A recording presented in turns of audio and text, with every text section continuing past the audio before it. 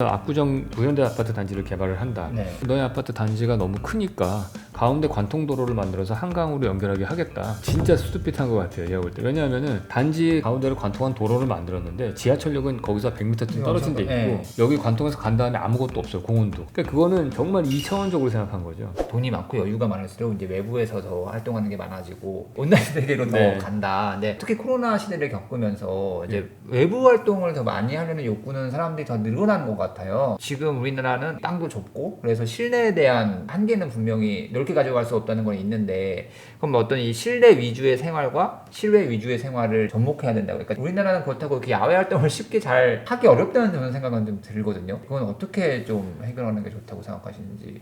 그러니까 공원의 분포가 잘못되어 있어서 그런 거죠. 우리나라의 네. 경우에는 사실은 녹지 비율은 되게 높은데 서울 네. 같은 경우에 대부분 그것들이 다 산으로 돼 있어요. 네. 그러니까 덩어리가 큰 것들이 네. 띄엄띄엄 있어요. 그러니까 네. 거기까지 가기가 어려운 거죠. 그게 가도 경사지로 돼 있고, 제일 좋은 공원은 뭐냐면은 가까운 공원이에요. 걸어서 10분 이내에 있는 공원들. 네. 미국 같은 경우에는 그 시장들이 모여가지고 자기네 도시는 걸어서 10분 이내에 공원이 있는 도시를 만들겠다라는 캐치프레이즈를 내걸고서 리모델링을 하고 있거든요. 그래서 우리나라가 필요한 거는 그런 작업들인 것 같아요. 우리가 모든 세대들이 자기가 마당을 갖고 외부 공간을 갖기는 점점 어려워지거든요. 지금도, 거의 불가능하다고 봐야 돼요. 차선책으로 하는 게 마당 같은 발코니를 만들어 줄 수 있게 건축법을 바꾸고, 두 번째는 진짜 땅을 밟을 수 있게 내가 사는 집에서 10분 이내에 공원을 만들 수 있게 해야 되고, 그리고 그 공원을 더 좋게 만들려면 선형으로 만들면 더 좋거든요. 서로 산책을 하면서 오가거든요. 경의선 숲길이 생기기 전에 홍대 앞 연남동과 마포구 공덕동이 다른 동네였어요. 완전 다른 지하철도 동네였죠. 다르고. 근데 지금은 반대쪽으로 서로 이제 산책을 하는 같은 커뮤니티가 됐단 말이에요. 그 공동체를 만든다는 거는 이런 식으로 만드는 거죠. 한강으로의 접근로를 막는 가장 주범은 강변북로보다도 되게 뚱뚱한 아파트 단지예요. 뚱뚱한 아파트 단지가 100m 폭으로 되어 있거든요. 네. 그러면 이 100m에 가로질러서 가는 네. 게 쉽지가 않아요. 왜냐면 남의 땅이기 때문에. 네. 그리고 대부분 다 게이트로 막아놓고 있잖아요. 네. 그 도시계획이 잘못된 거죠. 옛날에는 우리가 한강을 접근성이 좋게 만들어야 된다고 생각을 못했어요. 한강이 더러웠기 때문에. 현대 아파트 같은 경우는 더 뚱뚱하거든요, 이게 폭이. 그러면은 이런 것들을 만들어서 내부 관통도로를 안 만들었단 말이에요. 아파트 단지 내 건설사들이 지을 때 내부 통로는 만들어야 되니까 자기들이 자기 땅 써서 도로를 만들 거 아닙니까? 그래서 땅을 더 비싸게 팔기 위해서 그냥 통으로 팔았어요. 그러니까 그 사람들은 디자인을 할 때 외부에 있는 사람들이 자기 아파트 단지를 관통해서 가는 거를 못하게 막겠죠. 그러니까 그게 오히려 장벽이 돼요. 그래서 신사동 가로수길 같은 경우가 그나마 신사역에서부터 한강 시민공원까지 네, 제일 쭉, 소통이 네. 잘 되거든요. 그래서 거기가 그렇게 핫플레이스로 바뀐 거잖아요. 그 토끼굴의 위치가 바뀌면서. 네. 근데 거기가 토끼굴의 위치가 바뀐 거 플러스 뭐가 있냐면은 그 토끼굴과 이 신사동 가로수길의 끝에 있는 사이가 현대고등학교, 뭐 신구중학교 네. 뭐 이런 식으로 거기가 퍼블릭 스페이스란 말이에요. 그러니까 거기를 폭도 좁을 뿐더러 프로그램 자체가 퍼블릭하니까 거기를 관통이 되는 거죠. 우리가 앞으로도 재건축을 하면은 강남에 엄청나게 많은 단지들이 네. 생겨나는데, 이제 구반포 같은 경우도 산책로 같이 뚫어놨어요. 네. 근데 저는 그 정도로 만족이 안 되고, 뭐 자꾸 우리나라는 무슨 생각을 하냐면은 산책 혹은 공원하는 공간과 상업 공간을 자꾸 분리해서 생각을 해요. 그러니까 식당가가 있는 상업가로는 이면도로에 있는 먹자골목으로 생각을 하고, 산책로는 당뇨병 산책로인가? 걱정하시는 분들이 걷는 길로 생각한단 말이에요. 나이 드신 분들이. 그러니까 이게 합쳐져야 되는 거거든요. 그러니까 한강으로 가는 길을 만들려면은, 예를 들어서 압구정 부현대 아파트 단지를 개발을 한다. 네. 그때 법이 하나 생긴 게 뭐냐면 도로를 하나를 만들었어요. 네. 그 너의 아파트 단지가 너무 크니까 가운데 관통도로를 만들어서 한강으로 연결하게 하겠다. 진짜 수두빛한 것 같아요, 제가 볼 때. 왜냐하면은 단지 가운데를 관통한 도로를 만들었는데 지하철역은 거기서 100m쯤 떨어진 데 있고, 네. 여기 관통해서 간 다음에 아무것도 없어요. 공원도. 아시겠지만 거기 언덕이 엄청 높아요. 네. 그래서 거기 한강 뷰도 없단 말이에요. 네. 그러니까 그거는 정말 2차원적으로 생각한 거죠. 차라리 그 관통 도로를 동호대교 라인 쪽으로 바짝 붙여야 되는 거예요. 그쪽으로 붙이면은 어차피 아파트 주민들은 동호대교 가까이 아파트를 배치하면 싫어할 거 아닙니까? 네. 그러면은 옆으로 관통하는 도로를 우리는 시원하게 뚫고 그 라인을 따라서 저층형 상업가로를 만들어야죠. 그러면 이 뒤쪽에서부터 시작되는 상업가로가 압구정역을 관통해서 그 상업가로를 따라서 되게 폭이 넓고 나무들이 있는, 대신에 옆에 그 동호대교는 지나가겠죠. 그럼 동호대교 밑에 공간이 있을 거예요. 네. 도서관으로 만들면 좋겠죠. 우리는 한강까지 도서관도 보이고 나무 그늘 걸으면서 예쁜 상가들이 쫙 있는 길을 걸어서 한강까지 딱 접근하게 해줘야지. 그리고 중간중간에 포켓파크도 그 변에다 만들어주고요. 그러면 아파트 주민들은 뭘 하면 되느냐? 자기들이 프라이버시를 지키고 싶으면은 아파트 단지를 1m만 올리면 돼요. 거기서 게이트만 하나 만들어서 그쪽에 있는 주민들은 이 스트리트까지 혹은 거기는 포켓파크까지는 넘어올 수 있게 해주고, 포켓파크에 있는 사람들은, 일반 주민들은 마당으로 못 들어가게 하는 게이트가 있으면 되겠죠. 그러면은 사실 윈윈 하는 거예요. 상업 가로가 커뮤니티 센터가 되는 거죠. 그러면 거기에 도서관도 새로 재건축하면서 만들어주고, 포켓파크를 제공하면서 그만큼 인센티브를 주고, 분양가 상한제 풀어서 그래서 펜트하우스 300억에 팔고 대신에 우리가 여기 한 300평짜리 포켓파크를 하나 갖게 한다든지.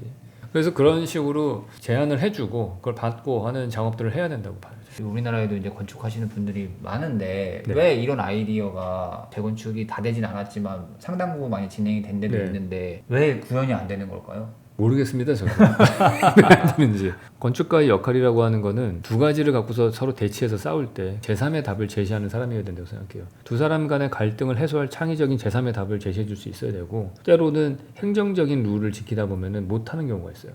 그 행정가의 역할은 그 창의적인 방식을 해결해 줄 수 있게 자기들이 기존에 있었던 그 구태의연한 행정의 룰들을 바꾸는 일을 해야 되는 거죠.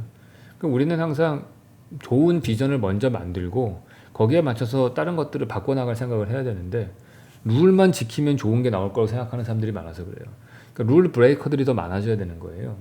그래서 그런 것들을 할 수 있는 사회적 환경도 만들어져야 되는 거고, 저도 그렇게 생각을 합니다. 뭐 집값도 너무 많이 오르고 네. 사실 공간을 갖고 싶어도 이렇게 가지기 어렵고 그러다 보니까 점점 더 온라인 공간으로 더 맞아요. 들어가고 뭐 이렇다는 얘기도 반론도 많거든요. 맞습니다. 그게 그 원인이에요. 아 그러면 어떻게 해야지 청년들이 오프라인에서의 공간을 어떻게 가질 수 있는 사회가 될까요? 저는 공급을 늘리면 가능할 거라고 생각해요. 아 공급을요? 네, 근데 그리고- 땅이 한정돼 있잖아요, 우리나라. 네. 땅이 한정돼 있는데 네. 저는 그래서 좀 용적률 높였으면 좋겠어요. 아 용적률을요? 좀 높였으면 좋겠다는 생각을 하고, 짜투리 땅으로 버려지는 땅이 도시 내에 되게 많습니다. 되게 오래되어 있는 다세대 주택 같은 데 한번 가서 보세요. 네. 그럼 되게 작은 건물들이 막 들어가 있잖아요. 네. 그 작은 건물들 사이사이에 데드 스페이스로 버려지는 공간들이 엄청나게 많습니다. 그러니까 그런 것들을 모으면은 우리는 더 좋은 공원도 만들 수 있거든요. 원인 파악들이 많잖아요. 뭐 화폐 통화량이 많아져서 부동산 값이 오른 것이다. 아니면 서울의 집중화가 심해져서 된 것이다. 네. 둘 다 맞는 말씀이에요. 제한된 악조건 속에서도 저는 다음 세대 청년들을 위해서 집값을 떨어뜨릴 수 있는 방법은 여지가 충분히 많다라고 생각한다고요. 우리가 할 수 있는 것도 안 하고 있는 게 훨씬 많다고 생각이 들고, 우리가 또 한쪽으로는 교통수단이 발달하잖아요. 뭐 예를 들어서 뭐 자율주행차도 생기고, 네. 그러면은 많은 디지털 노매드족들도 생겨나고, 그러면은 그 지역들이 청년들에게 새로운 기회의 땅이 될 수도 있어요. 청년들이 만약에 이 도시 속에서 문제를 해결하지 못하는데, 만약에 아무도 공급도 안 하고 이 문제가 됐다고 하더라도, 저는 한 10년, 20년 지나면은 서울, 부산을 우리가 만약에 하이퍼링크 같은 걸로 뭐 하이퍼스피드로 15분 만에 갈 수 있는 세상이 열리게 되면은 이 국토의 이 공간이라고 하는 개념이 또 달라질 거예요. 공간이 사실 압축될 거고, 그러는 순간 20년 내로는 전국이 수도권이 되는 시대가 올 거라고 보거든요. 아 우리나라가요? 네, 그러면 어디에 살더라도 큰 문제가 안 되는 시대가 올 거라고 저는 보기 때문에 오프라인 상태에서의 공간 문제가 새로운 방식으로 해결될 수도 있을 거라고 봐요. 이런 얘기하면은 좀 반대하시는 분들도 많겠지만은, 저는 한반도 전체가 하나의 그냥 도시 정도로밖에 안 느껴져요. 그러니까 강원도에 있는 국립공원이 센트럴파크일 수 있는 거예요.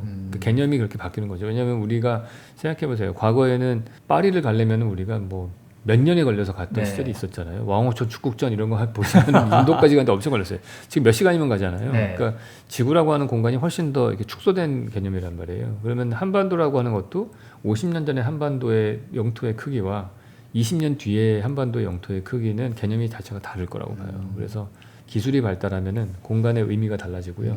그러면은 사회도 바뀌게 돼 있습니다. 그 역사를 보면 그런 게 많아요. 뭐 삼각도시 발명이 되면서 대서양을 건너갈 수 있게 되니까 아메리카 대륙을 공짜로 얻게 됐잖아요. 네. 진짜 앞으로 계속해서 많은 일자리가 메타버스 내에 생겨나면은 더 많은 디지털 노매드족들이 늘어날 것이고, 그러면 이 사람이 어디에 사는지 상관없는 사람이 되고, 주로 젊은 청년들이 그런 사람이 되겠죠. 그럼 그 사람들에게는 장소에 구애받지 않고 선택해서 살 수 있는 것들이 생겨나고, 물론 그 가운데에서도 저는 돈 많은 사람은 도시에 살 거라고 생각합니다. 다른 서비스를 받을 공간을 원하거든요. 네. 근데 그게 제일 좋은 게 도시예요. 모이는 것들도 있을 거고, 흩어지려고 하는 힘들 수 있을 것이고, 마치 인력과 청력이 막 왔다 갔다 하면서 네.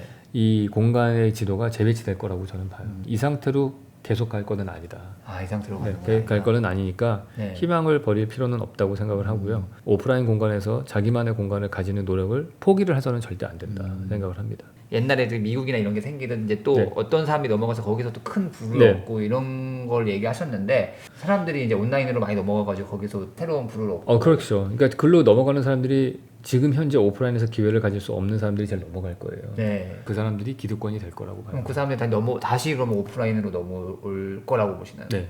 왜냐하면 그 사람들은 몸을 갖고 있기 때문에 아, 거기서 번 돈으로 네. 오프라인에 쓸 겁니다. 저는 중간 단계가 있을 거라고 봐요. 우리가 석탄 에너지를 처음에 썼을 때 기저질환으로 막 죽는 사람들도 많이 생기고 그랬잖아요. 네. 그런 새로운 기술이 나오면 어쩔 수 없이 쓸 수밖에 없는 사람들이 생겨나는데 그 사람들이 초기에 많은 폐단을 걷기도 해요. 디지털 노매드가 처음에 생겨나면은 VR로 들어갈 때 오큘러스 같은 거 쓰고 하면은 뭐 고도근시가 생긴다든지 네.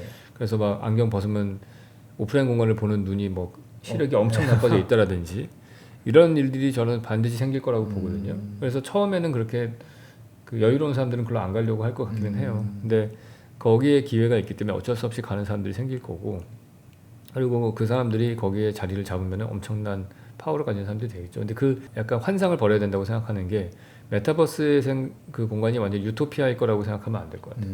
그 안에서도 또다시 권력의 하이라키는 생길 거고 네. 거대 공룡 기업들도 생길 거고 그리고 거기에 우리가 하나의 그냥 소비자로서 전락하는 일들도 분명히 생길 겁니다. 물론 더 많은 사람들이 자기가 생산자가 될 수 있는 기회를 가지게 될 거라고는 봐요.